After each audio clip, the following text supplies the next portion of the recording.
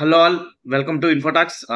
IPL 2025 retention rules అనేవి BCCI release చేసింది. And ఈ రిటెన్షన్ రూల్స్‌లో కొన్ని కొత్త రూల్స్ అనేవి వచ్చి చేరాయి. సో, 6 మెంబర్స్‌ని ప్రతి టీమ్ కూడా రిటైన్ చేసుకోవచ్చు. ప్రతి ఫ్రాంచైజ్ కూడా. సో, ఆ 6 ఇంతకు ముందైతే 4 మెంబర్స్ ఉండేవారు. అందులో పక్కాగా ఒక ఫారినరు, అంటే ఒ ఒక ఫారినర్‌కే ఛాన్స్ ఉండేది. అండ్ 3 ఇండియన్స్ పక్కాగా ఉండాలి. 4 ఇండియన్స్ ఉన్నా కూడా ఫ్రాంచైజీ సిస్టమ్. బట్ ఫారినర్ అయితే ఒకలే లిమిట్. బట్ ఇప్పుడు 6 మెంబర్స్‌ని రిటైన్ చేసుకునే ఈ రూల్ పెట్టడమే కాకుండా ఇండియన్స్, ఫారెన్స్ అనే రూల్ ఏమీ లేదు. 6 మెంబర్స్ ఎవరినైనా వాళ్ళు పెట్టుకోవచ్చు. సో, దానిలో అయితే లిమిటేషన్స్ లేవు. ఏ టీమ్ ఇండియన్స్ అయినా పెట్టుకోవచ్చు. మొత్తం 6 మెంబర్స్‌ని కూడా ఫారెన్ ప్లేయర్స్‌నైనా పెట్టుకోవచ్చు. అన్‌క్యాప్డ్ ప్లేయర్‌ని మాత్రం రిటైన్ చేసుకుంటే 4 క్రోర్స్ వాళ్ళకి పక్కాగా ఇవ్వాలి. అండ్ 75 క్రోర్స్ ఈ 6 మెంబర్స్‌ని రిటైన్ చేసుకోవడానికి వాళ్ళకిచ్చిన బిడ్.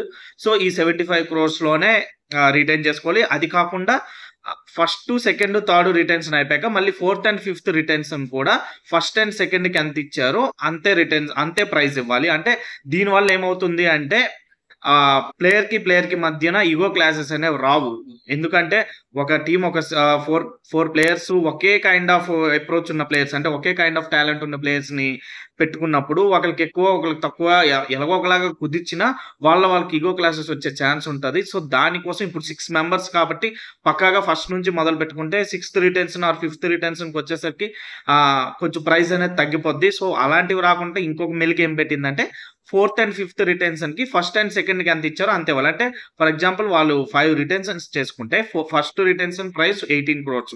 ఇంకా ఎక్కువైనా ఇచ్చుకోవచ్చు. బట్ ఆ 75 క్రోర్స్‌కి బిడ్‌ని కరెక్ట్‌గా మనం యూజ్ చేసుకోవాలంటే 18 crores first retention, second retention వచ్చేసరికి 14 క్రోర్స్, థర్డ్ 11, మళ్ళీ ఫోర్త్‌కొచ్చేసరికి 18 క్రోర్సే ఇవ్వాలి.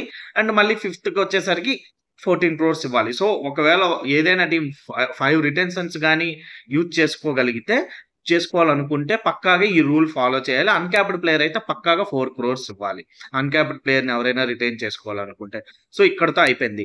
అండ్ ఫారినర్స్‌ని ఎంతమందైనా పెట్టుకోవచ్చు. ఇవన్నీ కొత్తగా వచ్చిన రూల్స్.